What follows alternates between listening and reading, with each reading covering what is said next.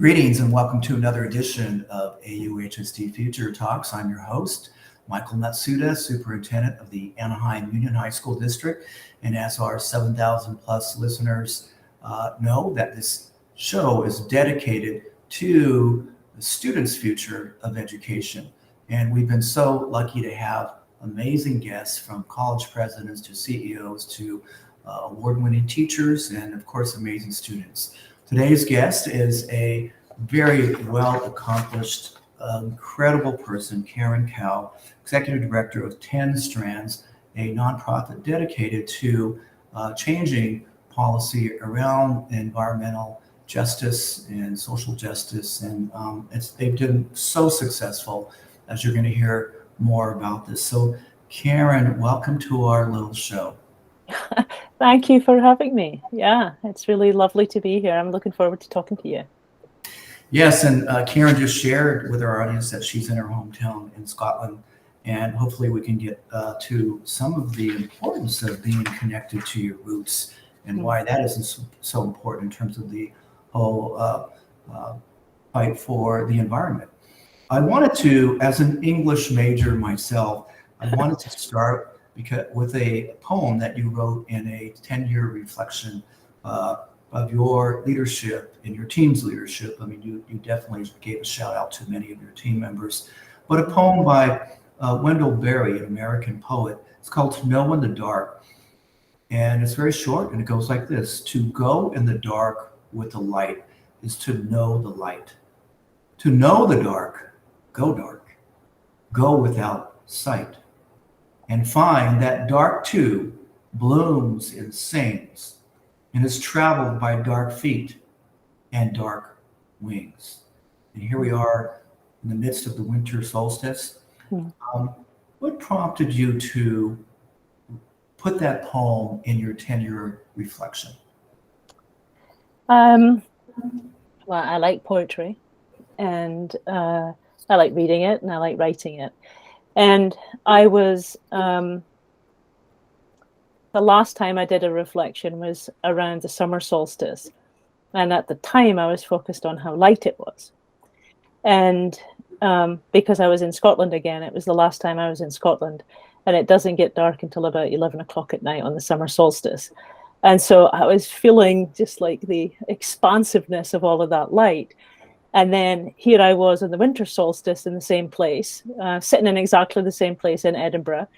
And I was focused on how little light there was, right? And to the extent that I wrote down, that it was 6 hours and 55 minutes and 55 seconds. I mean, I don't exactly remember, but it was something like that. And then I caught myself, right? Because I was thinking about the lack of light compared to the last time that I was writing. And I thought, that's not what you should be focused on. You should be focused on just how much dark there is, and that there's richness in that too. Right. So that's why I went to that poem. I remembered that poem and I pulled it up, and that's why I chose to include it. It's a beautiful poem about sort of embracing the present too. And so many of our young people are faced with potentially the dystopian world, right, of climate change. And as we speak, it seems the weather is upside down. It's just torrential rain here in California after an onslaught of firestorms in the summer. So it's really an up and down world. So I love the metaphor of sort of embracing the dark and finding your journey, right? Because that's pretty much the journey of Karen Cowe and Ten Strands. Wanted to also give you a chance to share with our listeners a little bit about your drivers and how did you decide to dedicate your life to environmental literacy. Yeah. I think the driver for me is education. And I think connecting that to the environment came a little later for me. The driver's education, because I compare the education that I was able to get access to the education my mother was able to access or my grandmother was able to access, I feel that I've had not that they've not had full lives, they had full lives, but I've had the opportunity to travel all over the world and live in different places and invest in my career in ways that weren't accessible to them. And so, I'm the first person in my family to go to college, and that access to higher education has just meant I've had a transformed life. I'm not living in this village that I'm sitting in right now of 1,200 people with limited professional opportunities. And so the driver's education. And initially I worked in publishing, and initially I was focused on English as a second language. And then when I moved to America in 1996, I worked for a math publishing company, a STEM publishing company. I mean, it was mostly math education. And I was very interested in the work that we did because we were really innovative in our approach to math education. And then just as, so the pursuit was education. And then later in life, as I sort of really dug into my own interests related to the environment. And a decade ago, I had this opportunity. We sold the publishing company that I was leading at the time. And I just had this opportunity to think about what I really wanted to do professionally. And I wondered if there was something productive I could do at that intersection of education and the environment. And that's really what launched my interest in starting this nonprofit with Will Parrish. Will Parrish actually founded the nonprofit, and then together he and I sort of launched it. So, and at the time in California, there was certainly the world of environmental ed that some kids sometimes got access to if they were lucky enough to go on a field trip. But that's not the piece of it that we were most curious about. We were most curious about how do you pull those ideas related to the environment closer to the day-to-day experience of kids as they're going through standards-based instruction in core subjects like science and history, social science. So we were not so much coming at it from a field-based experience, but coming at it from being involved in the system of support for education and thinking, how do you marry those things together? Yeah. What an amazing journey over the last 10 years. And you've had a number of accomplishments working in partnership with California Department of Education to create this type of integrated curriculum and study guides, working with teachers and university professors. And it all sort of converged with this major initiative that really AUHSD is getting involved with, called Eclipse. Right. And in 2019. Could you tell us a little bit more about Eclipse and what the aspiration is for this amazing collaboration? Yeah, so the origin of it was for 3 years, from like 2016 to 2019, there was a group of us that were working with the state superintendent at the time, Tom Torlakson, to implement California's blueprint for environmental literacy. And there were many ideas in that blueprint. One of those ideas was, how do you engage teachers in a pre-service capacity or teachers in an in-service capacity to start to think about advancing student environmental literacy? And we were just thinking about it. We weren't actually really doing anything. And then because we were focused on other things, there was other low-hanging fruit at play, like, for example, the state's choice or decision to adopt the next generation science standard. So there was lots of activities around that.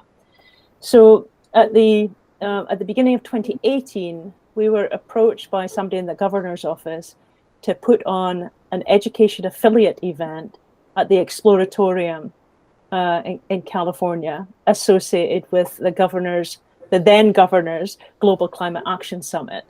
And that gave us an opportunity to bring all sorts of people together to think about this idea of climate change education, climate justice, environmental literacy. And at that meeting, one of the speakers was Dr. Ramanathan from Scripps, who is a climate scientist. He's also the person who supported the Pope to write the Pope's encyclical on climate. So a very important person that we met. And he, in his remarks, talked about the need to have 1 million climate warriors. And so through conversation, we talked about the fact that California graduates 400,000 students a year.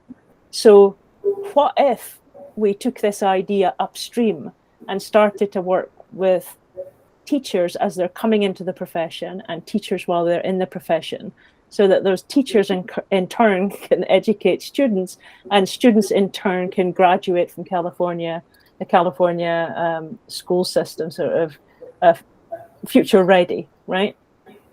Climate proficient and future ready.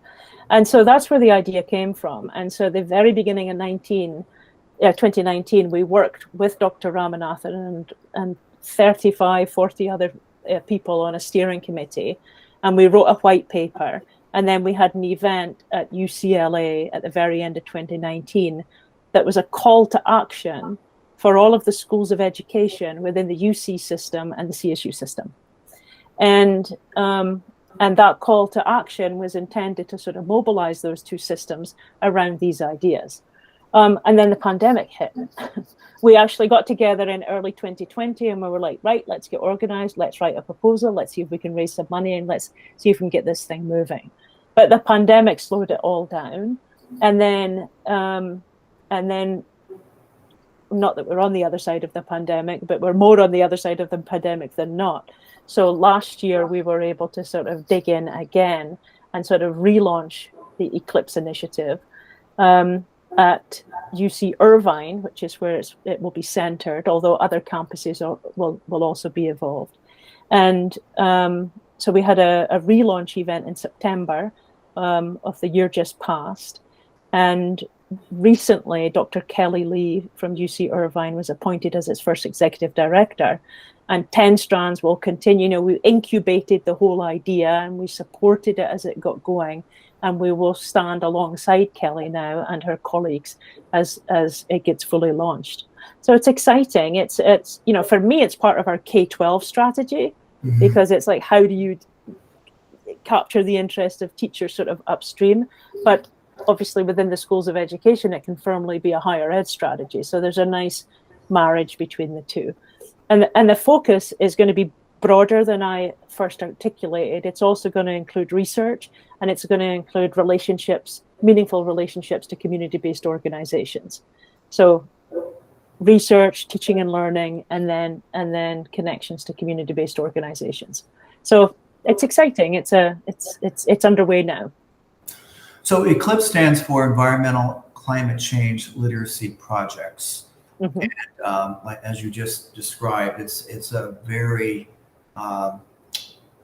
it's a big idea, right? To bring UC, Cal State, all working with the teacher prep programs, also with nonprofit partners, to help shift in the emphasis of education, more addressing this issue of environmental literacy. That's going to affect every major, every business, every American going forward. I mean, in California, upwards of 6 million potential climate warriors. And what is your definition, Karen, of sort of environmental literacy or environmental justice?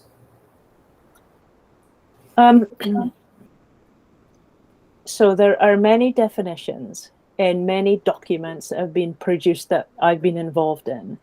But the definition that I sit with the most is the definition that's in our education code, that's referenced in our education code, because it's part of our statute. And 20 years ago, California articulated a definition expressed through something called environmental principles and concepts. And those environmental principles and concepts are big statements, big ideas that express the importance to students of the interdependence of natural systems and human social systems, right? And so when we're working with advancing student environmental literacy, the cornerstone for us are California's environmental principles and concepts. So they're a little technical in the sense that they might not on the surface be entirely accessible, but that's what we sit with because it's in our statute. They're also in our frameworks through a multi-year relationship that we have with Dr. Gerald Lieberman. Dr. Lieberman, who was there when the environmental principles and concepts were written, was also there when they were integrated into our science framework, history, social science, health, arts, and they'll be in the upcoming math framework. So for me, like, you know, high level definition, it relates to that sort of deep understanding of the interdependence of natural systems and human social systems. And then there's all sorts of informal ways that you can define environmental literacy, but formally, that's where I go. So for us, because what I'm hearing you express is that this is cross-curricular, that this is integrated content. And again, for us, environmental justice is about applied problem solving in your own community. And one of the things I think that brought us together, I was fortunate to meet you in person at UC Irvine, and we had a team and we had some students there as well. But AUHSD is trying to develop pathways around issues like environmental justice through biotechnology, potentially nanotechnology, AI, and most recently an urban farm laboratory. And we work very closely with UCI and many of our nonprofit partners in trying to solve the issue of food deserts in urban spaces. And that has a lot of cross-curricular connections. In fact, Exactly. I can share with you, the English teachers are helping to lead and educate themselves and teachers across the curriculum. Before a couple months ago, they did a book talk on the Ministry for the Future. I don't know if you could see that, but you know, you recommended that book to me before, and I have not read it yet, and I want to, and I've heard it's a tough read. It's a dense read, but Yeah. here's one for high school kids. Okay. It's called Drive. Okay, good. Written from the perspective of high school students, and it's you know what, and it's based in Orange County, and it's kind of cool. what if there were a 10-day drought and the spigots were turned off? What would happen to society? And of course, it quickly breaks down, but it's a wonderful companion. I mean, this is a heavy read, but we got through it, and the Ministry for the Future, but it's a 1-2 punch on raising the awareness and the urgency cross-curricularly. And so this is why we're looking forward to the partnership with 10 Strands and Eclipse. What do you see from your perspective? What can K-12 education partners contribute to Eclipse? What do you see our role as? You know, I think there's more than Eclipse. I mean, I know we're focused on Eclipse, but there are other statewide initiatives that I see you also being able to readily plug into. You know, there's the, I'll come to Eclipse in a second, but there's the California Environmental Literacy Initiative. So that was the group that incubated Eclipse. And so Eclipse is a sort of, you know, growth from that group. That's a group, that's a leadership council of representing, it's a sort of collective action network that's been working together now for 7 years. And they have representation from every layer of the system of support for education in the state, including community-based organizations. And so if you're a district superintendent, There are other district superintendents who are part of the Cali Leadership Council, for example. There's also, and all of these things are connected to each other, right? They're all a system, right? But there's also a project that was recently launched called the Climate Change and Environmental Justice Program. And that's something that Ten Strands is working on in partnership with San Mateo County Office of Ed, community-based writing team, to the point that you were making, to create curricular resources, grade-level curricular resources, standards-based, interdisciplinary, focused on climate change and environmental justice. And so, you know, if these curricular resources exist and the professional development to support teachers to use them, they can both be used inside courses for teachers in a pre-service capacity and an in-service capacity in the eclipse world. And those resources and other resources can also be used through relationships that we have with the California Environmental Literacy Initiative, right? So there are many places, I think 10 years ago, there were not that many places that somebody like you could plug into to, well, share all of the innovative things that you're thinking about, because I think you're doing amazing things. So to share all of the innovative things that you're thinking about and doing, and then to be exposed to the innovative things that other people are doing in other places. And so these exchanges, you know, the California Environmental Literacy Initiative as an exchange, Eclipse as an exchange, and then initiatives like the curriculum project to sort of, you know, feed resources into those systems, I think are available now in a way that wasn't true a decade ago. You know, I think that's wonderful to hear that there has been movement and approaching not only resources, but a more integrated approach, because I think the status quo of the system, whether it's K-12 or K-16, resists that, any sort of change, as you know, and it's been very silent by content area. And I think one of the challenges for districts or teachers even that want to bring this information into the classroom is that the constraints have been focused on two subject areas, reading and math, because those are the areas that have been tested. How do you respond to that, and in terms of navigating this world? And you guys navigate at 30,000 feet as well with the policy level. So what are the plans to sort of help the teacher who wants to bring this stuff in to give that person cover to move in this direction? Well, I'm privately frustrated, and publicly, publicly, the position that we've taken is this. So we have our standards around math, ELA, science, history. So we have our standards, and those standards have frameworks.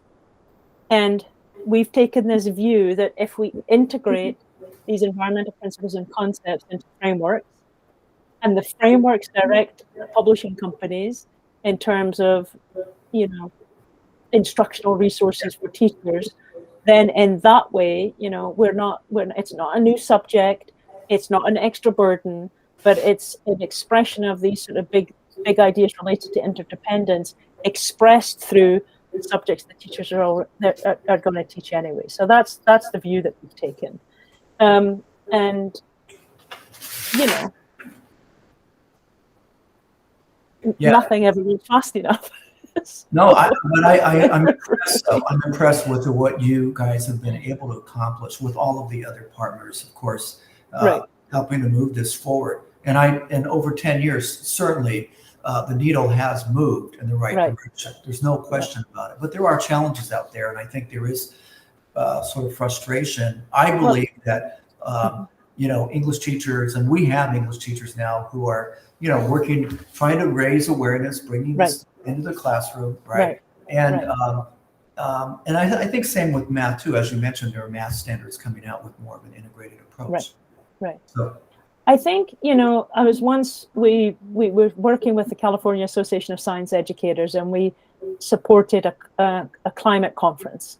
And because we supported it, I was asked to say a few words at the beginning, and there was 200 teachers in the room. And they were like, is it okay to teach about climate? And I said, it's in your standards. Yeah. Yes, absolutely. It's in the Next Generation Science Standards. So yes, it is. Okay. Everybody's always telling you to teach the standards. So yes, it's fine because it's in the standards. So I think, there's a little bit of nervousness with some teachers because of the topic. And I think we just, what we need to do is just organize to support them. And students want it, we know students want. I mean, at the end of 2019, before the pandemic, kids were leaving classrooms to march, and to ask us all to step up and support their education and other things as it relates to this topic. So kids want it, parents want it, for the most part, I would say. And then our job is to sort of do everything we can to support teachers.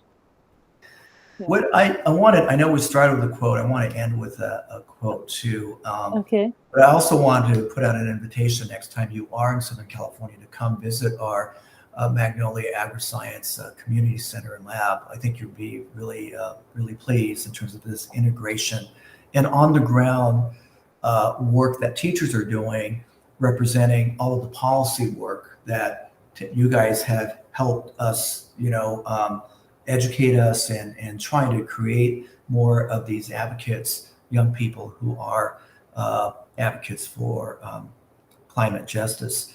I know you're familiar with this quote by Rachel Carson of Silent Spring, but it always really touches me. And she said, 40, 50 years ago, we stand now where two roads diverge, but unlike the roads in Robert Frost's familiar poem, they are not equally fair.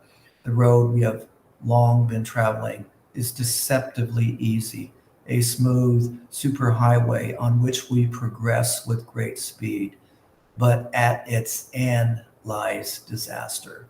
The other fork of the road, the one less traveled by, offers our last, our only chance to reach a destination that assures the preservation of the earth. Yeah, amazing. Yeah, and true, and even more true today. Right? When I read that, I thought about you, Karen Cowe, in terms of your advocacy. You are an amazing climate warrior leading the state of California forward. And last words for kids. We always ask our guests, what are your advice for our young people? Don't be afraid to be amazing. Love it. Just get out there and be yourselves. It's all you need. It's all you need. I think your poem too, or Wendell Berry's poem, captures that, because I think the concern that we as educators have is that our kids sort of fall into a cynicism about the world, right? I think this poem about, embracing the dark and finding that dark too, that there are blooms and there's a song in the darkness into this journey. So, you have safe travels, and thank you. Welcome to come down, and we want to open the doors and our kids, so you can connect with our kids too. I think you'd really enjoy that. I'm definitely going to come and see you, Michael. I hope there's a break in the storm when I fly in at the weekend. Absolutely. But I'm definitely going to come and see you. I'd love to do that. Yeah, I think you're doing amazing work. Thanks, Karen. Safe Thank you. travels. Happy New Year to you. Thank you. Okay, take care.